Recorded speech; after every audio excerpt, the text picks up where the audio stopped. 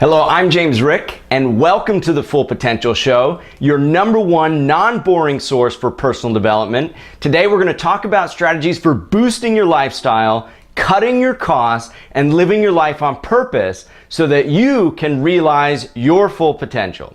So let's dive in today and talk about creating and conditioning a high-value daily routine. Now, what does that mean?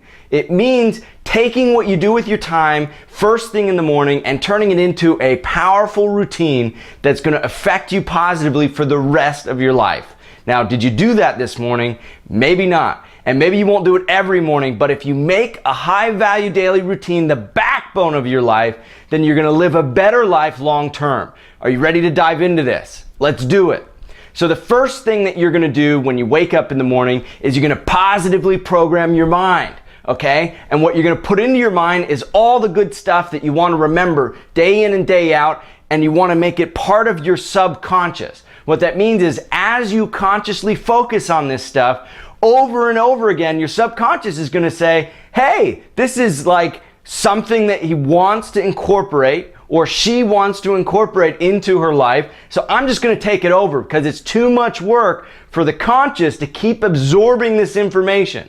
Does that make sense? The conscious can only focus on one thought a second. And so the subconscious steps in and goes, hey, I'm going to take over because I'm bigger, I'm stronger, and I can do more processing power than you can. I can control a million different things at once. I can control breath, heartbeat, breathing, everything. I don't need just one thought in a second, but the conscious mind can only control one thought in a second at a time. So the subconscious steps in, takes it over. So the first thing you want to do is start positively programming yourself on a daily basis, beginning when you first wake up, because there's that gray area right when you wake up. There's the bridge between your subconscious and your conscious, and they're kind of talking to each other, and it's going to filter in more effectively than if you wait later in the day and you're kind of like more in your head and you're not able to just let it sink in more. Does that make sense? All right, good. So that's the first thing. The second thing is to focus your mental muscle. That's what you're developing when you focus. And the best way that I know how to focus is through meditation. Meditation is really a fancy way of saying focus management, or maybe focus management is a fancy way of saying meditation. In any case, focus management is really about controlling your focus. How often do you control your focus in the day? Think about it. There's reactive attention, which is not focus, and then there's deliberate intention, which is focus. And what you're focused on is whatever you set your intention to focus on. And what I do in the morning is I focus on a 10-breath breathing meditation. All that means is when I close my eyes for 10 breaths, I'm going to think of nothing else except my breaths and getting to 10 without thinking of anything else. And if I do think of something else, it's my brain that was thinking of something else because I gave myself an intention to focus on 10 breaths and think of nothing else. And so there's that division. What is carrying your mind away and what you're deliberately intending to do. And all you do is get to 10 breaths without thinking of anything else. And if you do think of something else, you have to start back at 1. Okay, so that's the second thing.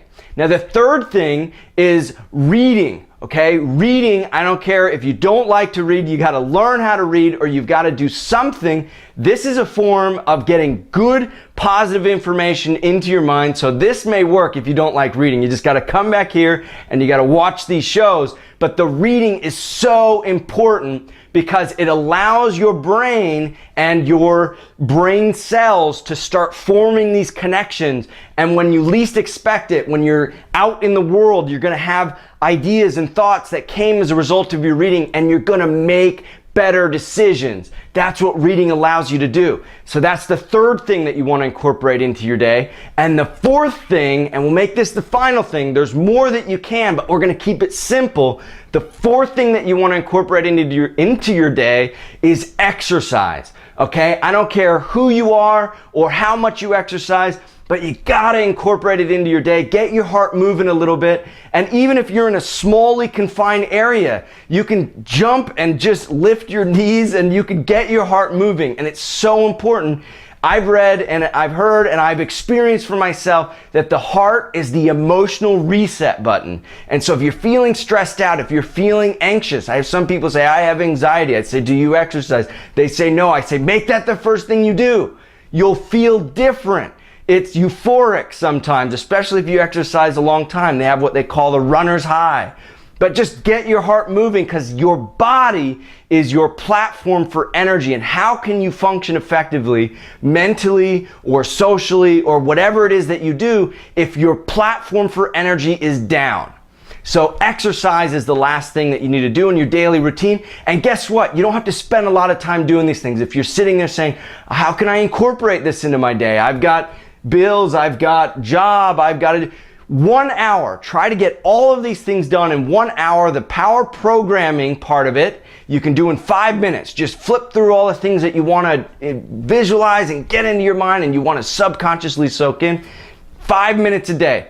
The meditation part, even if you just do a 5 or 10 minute meditation, even if you don't get to the 10 breaths, count how many breaths you do get to and just make that a part of your routine. You're strengthening that mental muscle.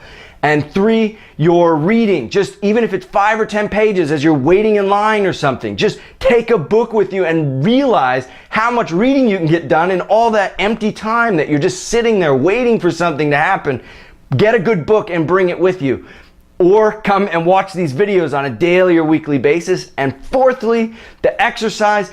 I don't care, even if you run out your front door right now and go run through the park or whatever you got to do to get moving, drop down, do some push-ups, just break it into your mind that it doesn't take this elaborate setting, going to the gym and taking all this time.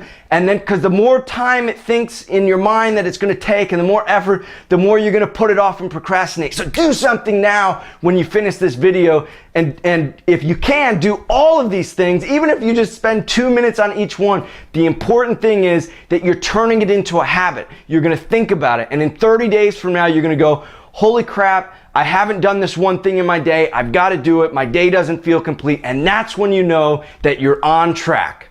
This is the Full Potential Show. I'm James Rick, and today was about creating and conditioning a high-value daily routine. Start yours today, even if you got just a few minutes, and in 30 days, I want you to tell me about your results. You'll share your comments here. I'll see you next time. Again, this is the Full Potential Show, your #1 non-boring source for personal development. I'm James Rick, and that's a wrap.